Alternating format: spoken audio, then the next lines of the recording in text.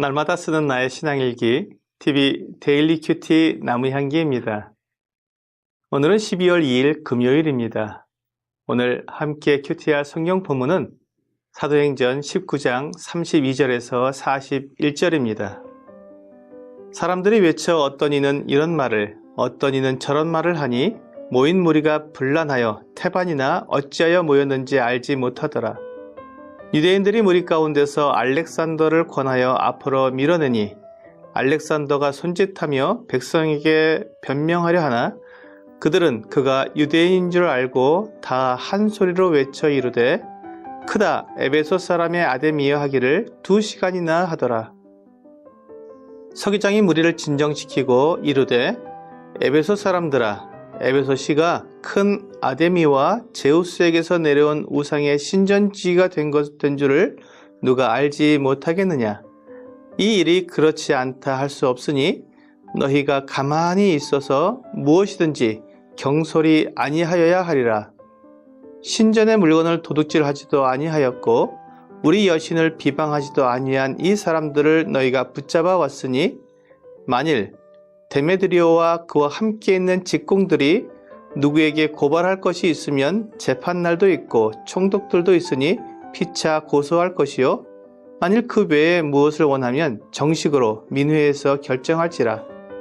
오늘 아무 까닭도 없는 이 일에 우리가 소요 사건으로 책망받을 위험이 있고 우리는 이 불법 집회에 관하여 보고할 자료가 없다 하고 이에 그 모임을 흩어지게 하니라.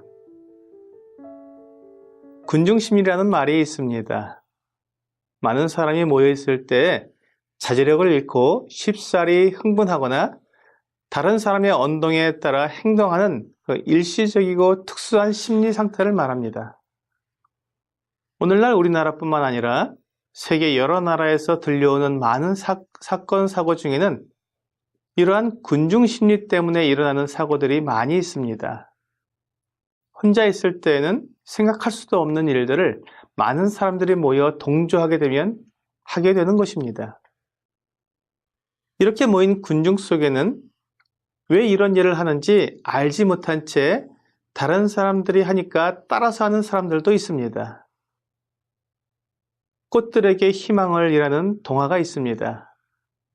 인생의 목적을 찾던 줄무늬 애벌레가 꼭대기로 올라가는 애벌레들을 보고 마침 만난 다른 애벌레에게 묻습니다.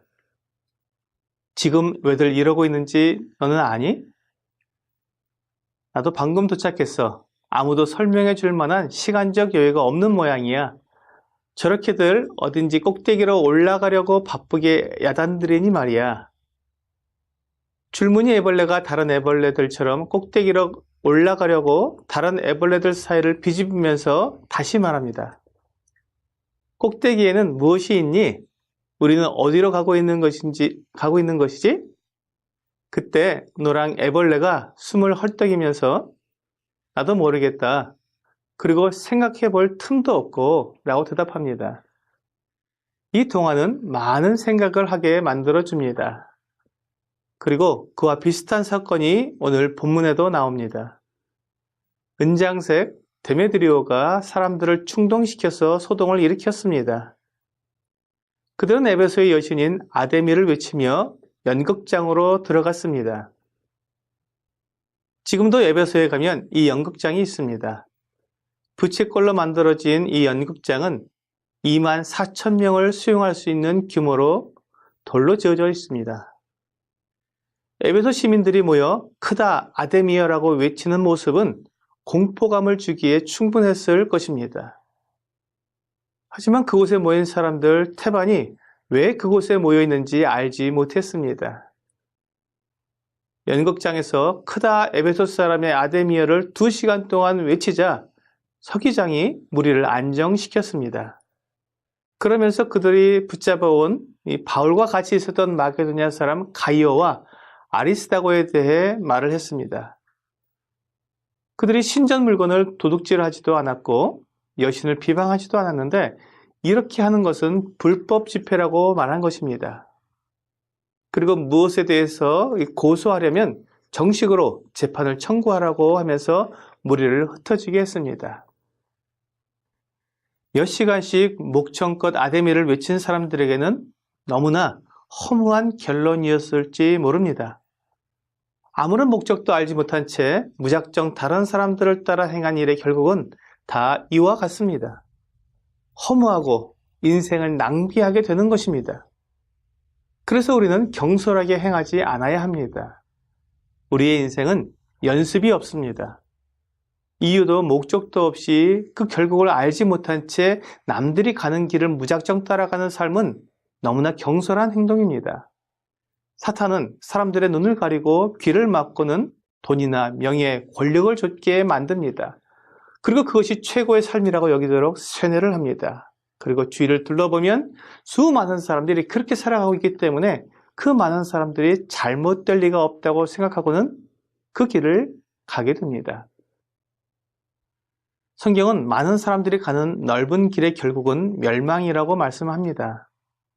시편 1편은 복 있는 사람은 여호와의 율법을 주야로 묵상하는 사람이라고 말씀하고 있습니다.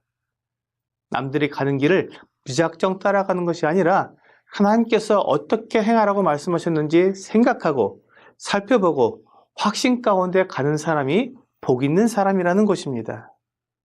마치 베레아 사람들이 바울의 복음을 듣고 그것이 그러한가 하여 날마다 성경을 상고한 것처럼 하나님의 말씀으로 내가 가는 길을 확인해 보아야 경솔하게 삶을 낭비하지 않게 됩니다. 오늘의 적용 질문을 보겠습니다. 내가 가고 있는 길이 하나님께서 인정하시고 하나님께서 기뻐하시는 길입니까? 하나님께서 인정하시고 기뻐하는 길인지 확인할 수 있는 방법은 성경으로 내 삶을 비춰보는 것뿐입니다. 하나님 말씀을 기준으로 살아가는 사람은 하나님을 기쁘시게 하는 삶을 살게 됩니다. 하지만 세상이 기준이 되고 다른 사람들이 다 하는 일이 기준이 되면 하나님을 기쁘시게 할 수 없습니다. 오늘 나의 삶을 진리이신 하나님의 말씀에 비춰보면서 진리 가운데 확신으로 살아가는 여러분과 제가 되기를 주 예수님의 이름으로 기도합니다.